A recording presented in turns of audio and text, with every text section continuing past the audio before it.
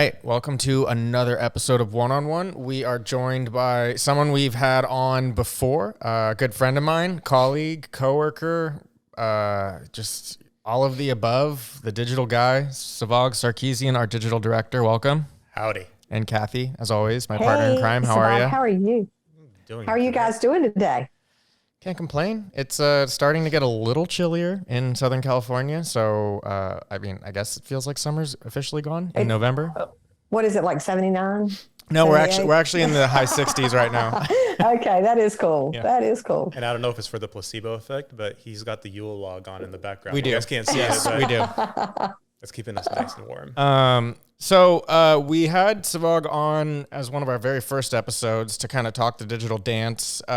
We are now crazily going to be closing the end of 2022 quicker than we realized. Wow. And Sevag and I have kind of been chatting, and he's put together, what do you want to call it, a digital guide to 2023? Yeah. And so we're going to deep dive on that. There's also going to be a blog that coincides with this conversation. And so there's going to be a lot of resources for all our listeners available to hit the ground running in 2023 on a digital front. Yeah, if there's anything we have a lot of, it's resources for everybody to take advantage of. And they're produced concurrently. So everything's frequent, everything's in real time as it's going. And when we're talking about digital, it doesn't get any more real time than that. Right. Past few years, we're saying, okay, it's time to go digital. You need to do these 3 things or these 5 things. What's going to critical? Get your Google My Business, Google Business profile going. Make sure your social media is all tied up and nice and clean. But now we're entering a whole different era in 2023, even in 2022. That's kind of kicked off how things are going to go. Yeah. So it's now is a time for everything. But if you're not digital, you don't exist, as we've said before. So if you're not taking care of the digital responsibilities you have as a business owner, as an entrepreneur, as a real estate professional, as a broker, you're going to start going down the wrong way in the tunnel. But even to even further expand on that, you and I talk about this all the time. The trends are constantly changing. And so right now, I'm going off of the notes that you sent over. Like, one of the things that people need to use as a very, very, very lucrative tool is video. And in particular, like using Reels. Can you kind of discuss that a little bit further? Yeah. And, nice little pun, get real. Mm-hmm. It's what people want to consume. It's, as we see through the past couple of years, people have been attached to video. And it's video and short form content, which is a lot of the social media platforms have adjusted their platforms to their users. So it's up to the person using it and the person creating the content as a business person to get their word out. What kind of video content are they going to push? Mm-hmm. The demand has shifted. They don't want anything really written. They don't have the time. People's attention spans have gotten shorter and shorter every year. So they want to hear the core of it. They want to be entertained, and they want to have this information in a fun way. Would you also argue that they want something that they can relate to? So something that's actually organic, unscripted, real is something that they can relate to? Yeah, they follow you for a reason. Mm-hmm. If it's your friends, your clients, your network, your family, your coworkers, there's a reason why they follow you. So you want to make sure that you have the output content that they're looking for and to absorb something that's informational and of course valid. Yeah. But you're saying it and putting it in a fun and entertaining way, because that's what social media is.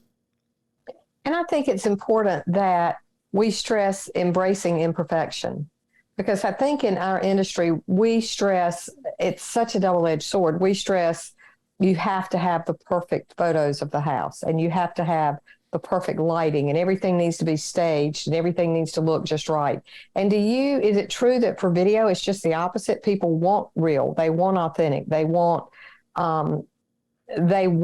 imperfection because it's relatable. Well, user-generated content, right? Yeah. And you look at what gets shared. What are some of the things that I send you, or we share across the network, or we're pushing out? It's stuff that's genuine. It's fun. It's people being themselves. in the moment. If something's too scripted, if it's something that's going to look too artificial and fake, you're not going to get the love. You're not going to get an additional person following you. You're not going to get another person looking at that reel or that video or that content. Yeah. I want to talk about another thing that you are constantly pushing, and it's being local. I want elaborate on it further, but I know it's kind of obvious, right, Kathy? We know that as a real estate professional, you're supposed to be the quote unquote expert in your community for all things real estate and for pretty much all things about the community, right? Sevag, Right. can you kind of talk about that from a digital perspective? Being local has always been the core of any business, any entrepreneur, any one person out there trying to gain business and drive revenue and drive focus to what their services that they're providing. It started years ago when we said you need to get your Google My Business profile up and going. You need to get that straight. You need to put your information on there. You need to connect it to your website. And then you have your website that has all the information resources of what communities you serve, the information you can provide your audience. Now, time is of the essence to be even more local because the way that Google, Meta is the parent company of Facebook and Instagram, the way they function and the way they serve recommended articles, the way they serve recommended content is based off of your behavior. They see the locations that you're in. They see what you've been searching for, and if you've done any location-specific searches, and then they're going to start recommending content to you that's relative to your location. So if someone is saying or looking and researching real estate, market in a city and state, they're, Google, Meta, whatever, they're going to take that as a learning opportunity for how you're acting online to provide you with what they're going to recommend that you start consuming. So what are they going to start consuming? If it's not your content, it's going to be somebody else's. Mm-hmm.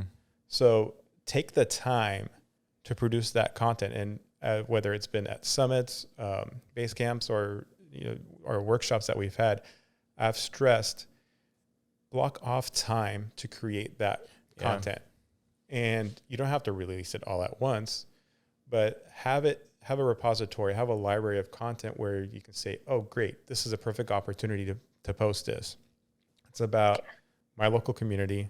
It's about the market. It can be about, what's going on.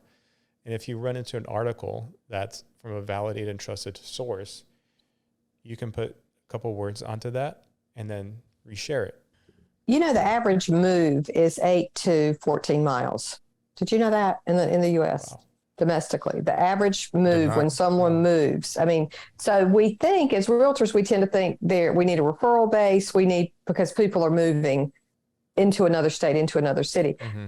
How does that impact what you're saying? It's interesting you say that because Google and other platforms, they have anywhere from a 15 to 25 mile radius on how they keep the content relative to you. So if you're in an area, if it's a suburb or you're far away from a locality or a big market, they're going to go, okay, what's the next one to you? And then they're going to look through their database and say, okay, what's within 15 miles? What's within 25 miles?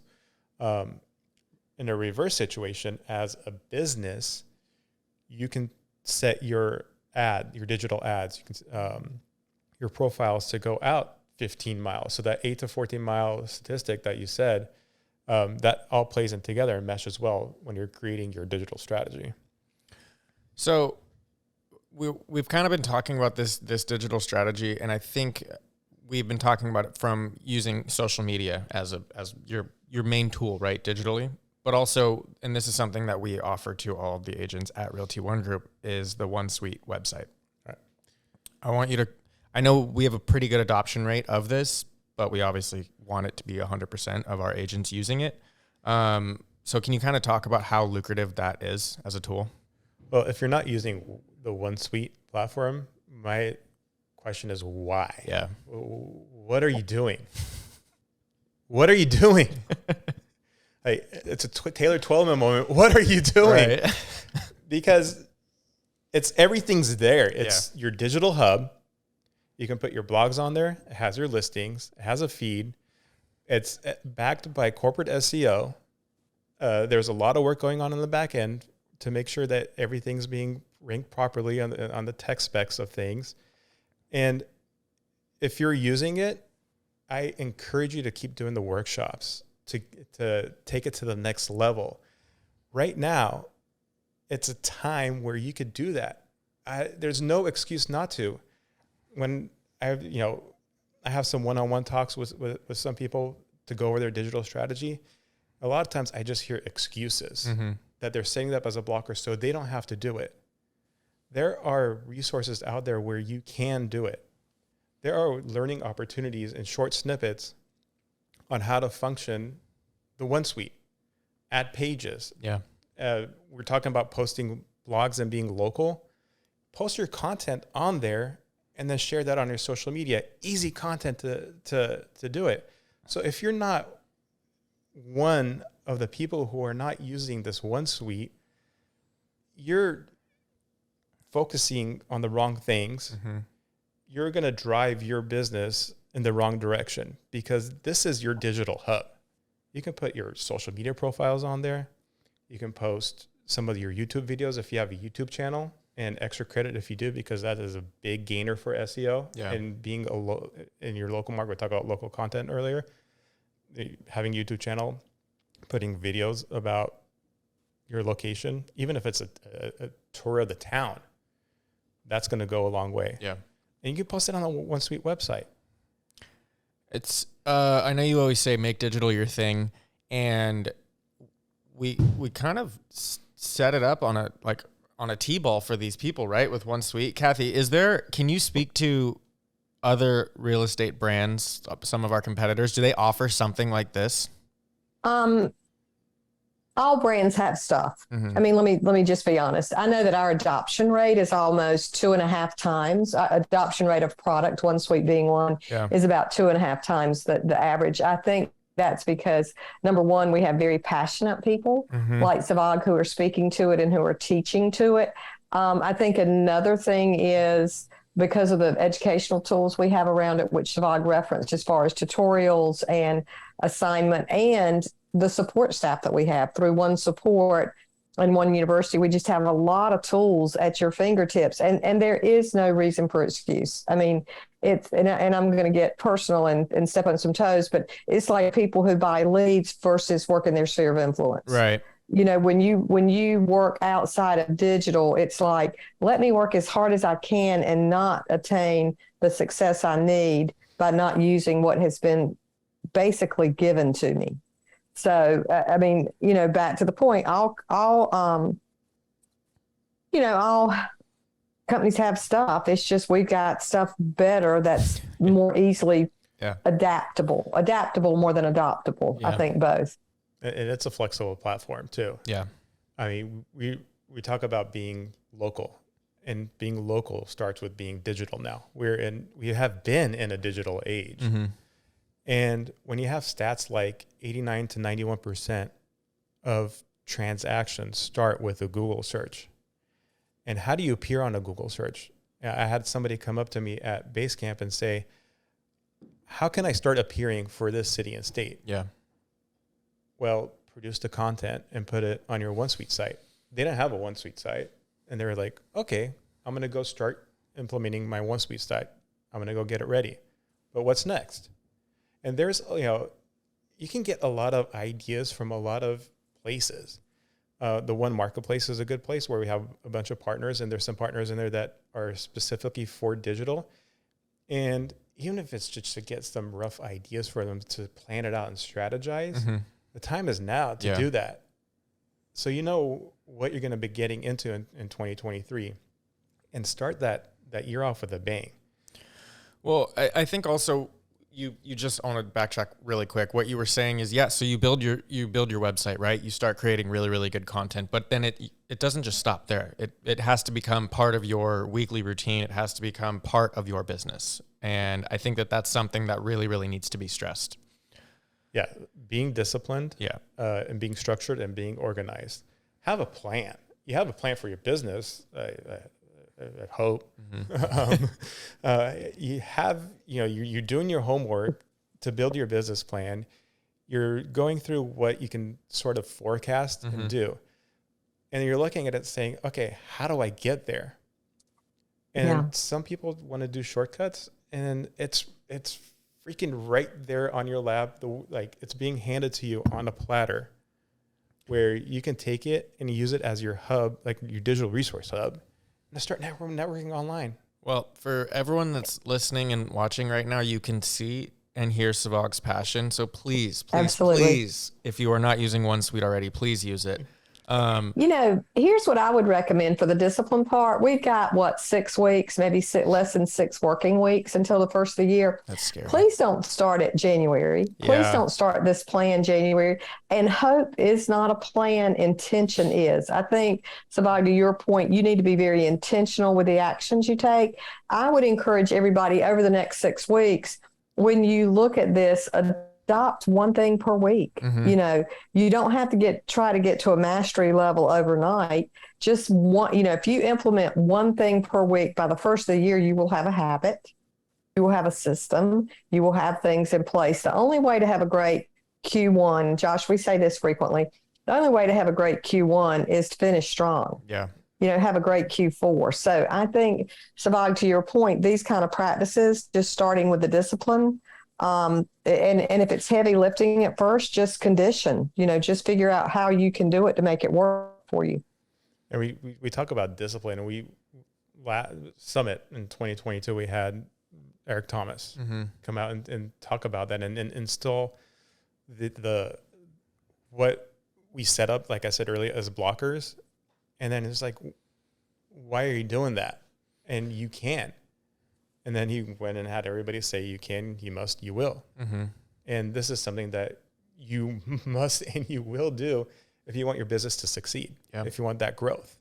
I think that's a perfect springboard to the last thing that I know you wanted to talk about, and that's networking. The three of us were in Austin a couple weeks ago for base camp, and we got to see in person some of our broker owners network with other people from other networks and learn from them and whatever else and inspire them. And so I do think that there's a level of inspiration and encouragement that some of these people might need, and that you can get online digitally by building your network and seeing what they're doing and seeing what's working in their market. And Sevag, I want you to kind of maybe deep dive on that a little bit of what's the best way to build your network digitally. It's about outreach. How would you do it in person? How was it done before you really went digital? Yeah. You did a lot of outreach, but don't do it in a way where it's going to be too commercialized, where you're trying to pitch something, but do it in a genuine way. Like we saw in person at base camp, where I know after the workshops that Kathy had with Mark, people were going after that during the break and reaching out to people and saying, hey, let's connect. They were sharing contact information, and then they were having their own little breakouts after and during the breaks to do that. You can take that and put it online. LinkedIn is a great way to farm and look at and locate people even in your community. You can network with and expand that network. It's vital if you want to grow your clients and your leads organically, that you're available online to have that two-way conversation, to be that trusted resource in real estate, in your community. Even if it's peer-to-peer networking across, coast to coast for anybody that's going to be relocating. There's some shared resources, some shared love to have there. Yeah. Kathy, what do you think? I love that. And I do it now, do it today. There will be more networking and more sharing, both physically, one-on-one, digitally. Between now and the end of the year, you'll see more of your sphere of influence than any other time. update your, I was going to say update your shit, but that would be wrong. Update your stuff. Have everything updated, have it correct, whether it be your LinkedIn, your social media. People need to be able to find you and do it now because they're going to be scratching and sniffing through the holidays because they're going to run into you. Yep. Oh, I agree. I think that there's a lot to digest from everything that there's a lot to unpack here. We need to have Sevag come back. Yeah, I if possible, maybe listen to this episode with subtitles on. I don't know if that's possible. I know. Savag, thank you as always for your passion, expertise, talent, friendship, everything. You're the man. And we're gonna have you back on very, very shortly. Always and thank you. You know, for me, thank you for making such a difficult conversation so easy, because you just explain it in a way and you help me to relate to it. Because I think that's, and I'm going to use my age, I think baby boomer realtors are probably more resistant than millennials. So thank you for helping the old people. You make it easy, friend. Thank you. That's been my thing all my career is trying to do that. And glad to be here. Glad to be a resource. I'm here. Well, love you all. Thank you, Sevag. We appreciate it. Absolutely. Thank you.